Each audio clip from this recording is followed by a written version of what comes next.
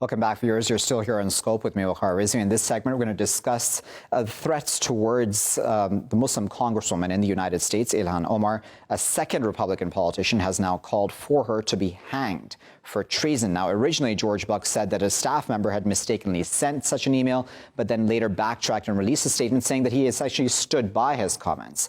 This came not too long after Danielle Stella, another Republican, had also called for Omar to be hanged for treason, and this was done on Twitter. She's now been banned from Twitter, and she had originally put up a picture as well of a stick figure hanging from the gallows as well. This is not the first time, certainly, that Congresswoman Omar has been threatened. She's been receiving a lot of threats, especially since Donald Trump called her out. And of course, this goes to show essentially that the atmosphere within the United States, especially in a Trump presidency, has become that much more negative, especially towards who are called the Squad, so including the likes of Representatives Omar and Rashida Tlaib and Alexandria Ocasio-Cortez and others, of course, who are also, of course, and have been receiving threats and have been at the receiving end of very negative tweets from the president also.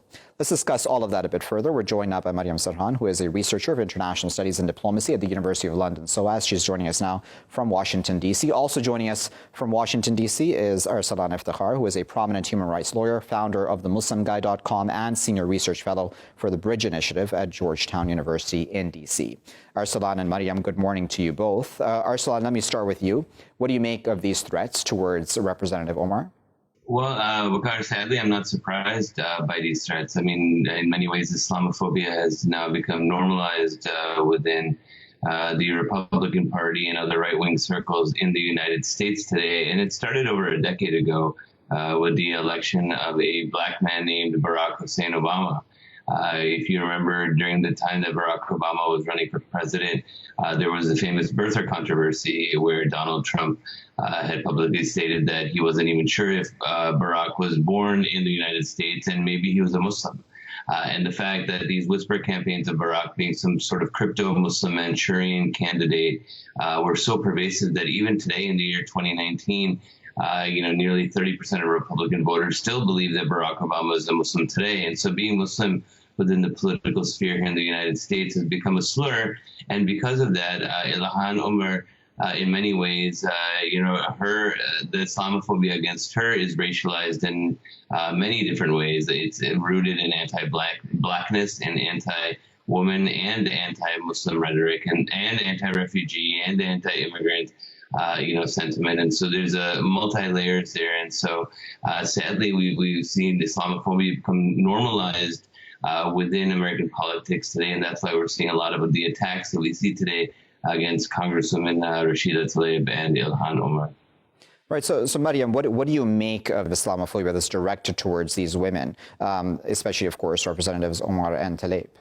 Well, Waqar, I think what we're seeing is all of Congresswoman Ilhan Omar's identities being attacked. She represents an immigrant, she's a refugee, she's a Muslim, but she's also a Muslim woman who wears the hijab, which is a visible symbol of her identity. And the vitriol that we've seen come out of, following her during her election, after her election, and now as she serves really symbolizes the darkest underbelly of American politics, where it's become unfiltered and everyone has not kept in mind that not all speech is free speech, and there are limits, and the Constitution and the Supreme Court cases have illustrated that. And so my hope is that with time, people will change, and that we just have to continue fighting back and hope that we use the rights of freedom of speech that we have to counter the hate speech. Indeed. Arsalan, one of the disturbing, as you alluded to, of course, as well, is that this sort of Islamophobia and this sort of rhetoric, calling for somebody to be hanged for treason, that's taking it quite a step far, isn't it? Where this sort of rhetoric is sort of just being accepted. I imagine, and I don't want to make a comparison to other groups of people because one would not want anyone to be targeted in this fashion, but if it was any other group, you would imagine that there would be a lot more uproar. Yeah, you're right, Waqar. I think, people have become emboldened within the Republican Party because of all of the Islamophobia coming from the commander-in-chief, Donald Trump. Let's not forget that Donald Trump has a long history of Islamophobia. He once famously told CNN news anchor Anderson Cooper that, quote, "I think Islam hates us."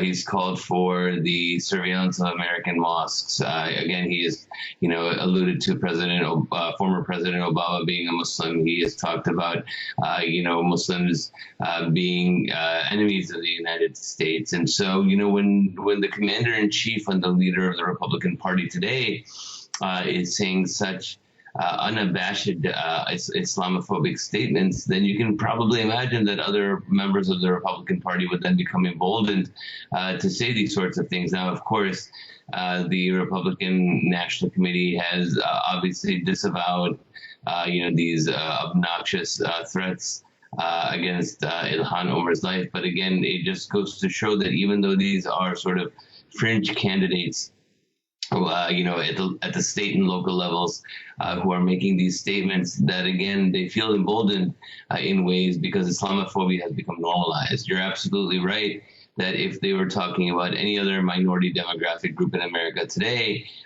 they would rightfully be laughed out of any room. But again, because Islamophobia has become normalized, because anti-Muslim sentiment is accepted in mainstream America today, you don't see that same sort of pushback against Islamophobia. And then, Mariam, there is, if we're to talk politics for a moment, there is then the issue of course, these women and them talking about Palestine, for example, right, and what's happening in the occupied territories, and that even Nancy Pelosi didn't support any of their, speeches about that and any of their stances on that issue as well, and being critical of Israel. What do you make of that?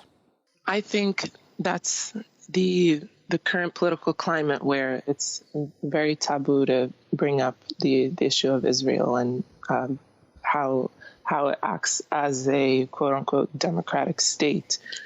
That of course I don't think has come to any surprise for anyone, as that's always been a very sensitive topic in American politics. But I hope that with time we are able to have more open conversations that need to be said. And do you think in some ways, and Mariam, that these sorts of attacks on Ilhan Omar and even Rashida Tlaib at that time, of course, especially when that news at first came out, that this was sort of to be expected, where there would then be this outpouring of negativity towards them for even daring to break that taboo? Absolutely. I think both congresswomen knew that there would be, some pushback, criticism. I believe that they're very intentional with how they use the privileges that they have and the power that people have entrusted with them to speak on their behalf. And I believe that they do have that in mind, indeed. Arsalan, what do you make of that, of these women speaking out about Palestine? I mean, I think that's just one small layer in this, entire debate. Again, I think that a lot of this, rhetoric that we're seeing today is coming because of the normalization of Islamophobia. I mean, there are a number of members of Congress now who are starting to speak out on the human rights issues related to the Palestinians. But again, I think that, when you have the first two American Muslim women elected to Congress. I mean, these were historically elected women. These were pioneers. They were firsts. Let me go to you, Mariam, with the next question about this issue, because if we're looking going forward then, and with Ilhan Omar having the kinds of threats against her life that she now has, do you think the Democrat Party is actually willing to stand by her continually? Nancy Pelosi has spoken about, having further security, and I believe more security has been provided to the Congresswoman. But do you think that the party that she is part of is willing to stand by her to the end? I believe you are indeed correct about Majority Leader Pelosi stepping up security to ensure Congresswoman Ilhan's safety. And unfortunately, it is a reality for many elected officials, but even more so for those who stand out, like Representative Omar and Rashida Tlaib. So I think it's an unfortunate reality that when you do become, and when you are in the public eye, that you do face things like that. And it's absolutely horrendous and it's unforgivable. But it's, in terms of the Democratic Party, I think that parts of the party are standing behind Omar, but I still believe that there's a good amount of people who don't want to talk about the controversial subjects. They want to stay clear of them. So we'll see with the next election how the tides will turn, or if they'll be the same.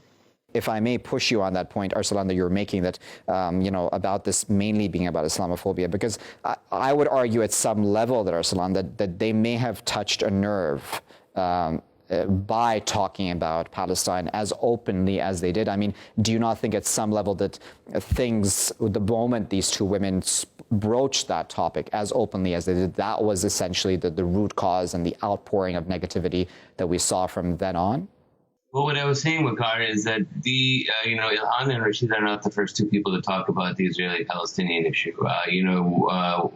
In the neighboring district from Ilhan, longtime Congresswoman Betty McCollum has spoken out very vocally for Palestinians and Palestinian human rights for decades. Again, what I'm getting at is because these were two pioneering American Muslim women who were elected into the halls of Congress, they had a political bullseye on their back. And so anything that they would say would then be amplified again because of their Muslimness. And in the case of Ilhan, the case of her Blackness, in the case of her being a refugee, in the case of wearing her hijab, being an immigrant, all these things amplified these things. And so I'm not saying that it's not a part of the equation at all, but I think that it would be slightly disingenuous to say that is exactly the focal point. Again, I think it is their Muslimness. I think it is their Islamic identity that is central to the attacks that we're seeing here today, and why we're not seeing a lot of pushback against that.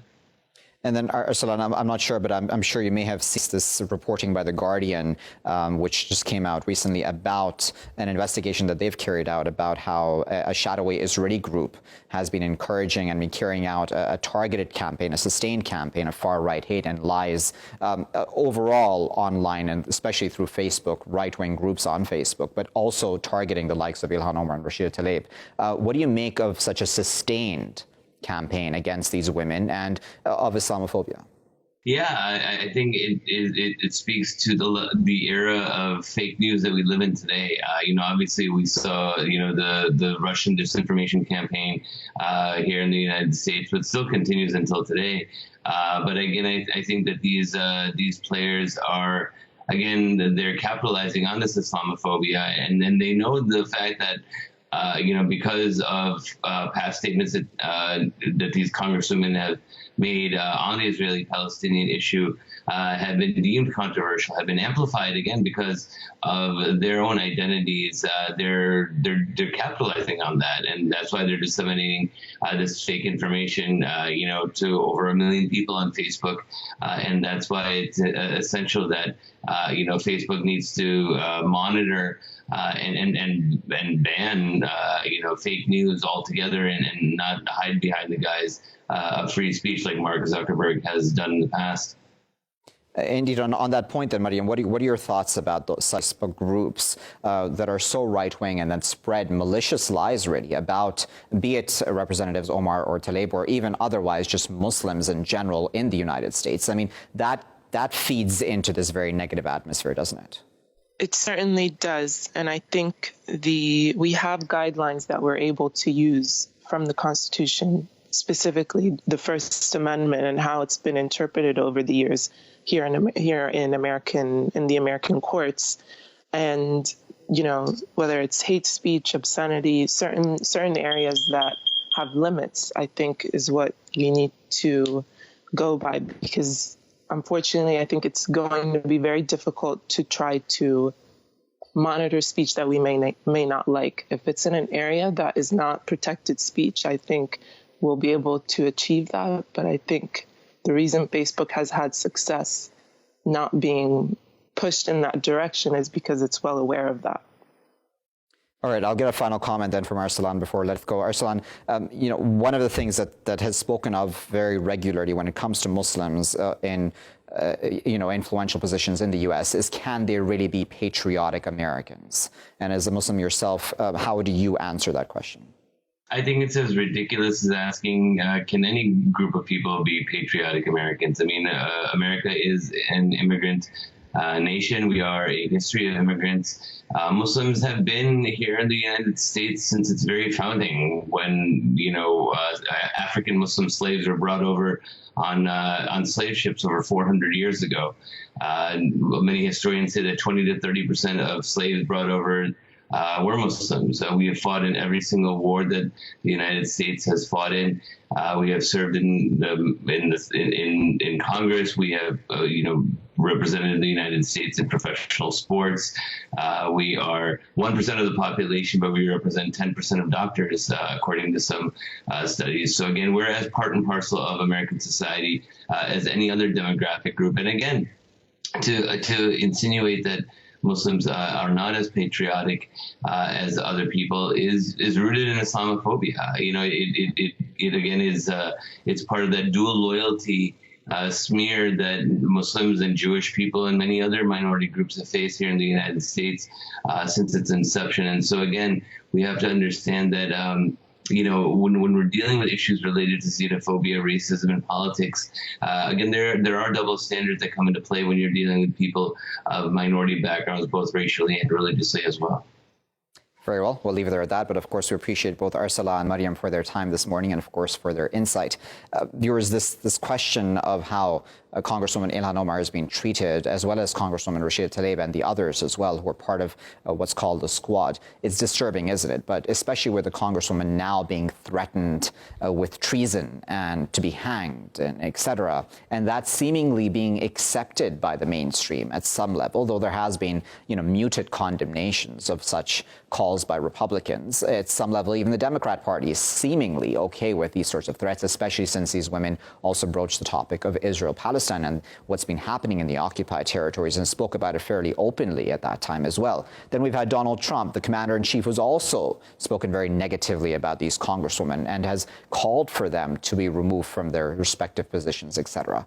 All of that is very disturbing. And again, it goes back to, as Arsalan there said, at the root of all this is Islamophobia, because the questioning of one's patriotism towards one country, even as an immigrant, comes from Islamophobia, because there's that perceived notion that a Muslim cannot be patriotic because they have dual loyalty somewhere else. We'll certainly keep a very close eye on this, but it is a disturbing trend, certainly, that is coming out of the United States. I'll leave it there for now, though. I've been Waqar Rizvi. Thanks for watching.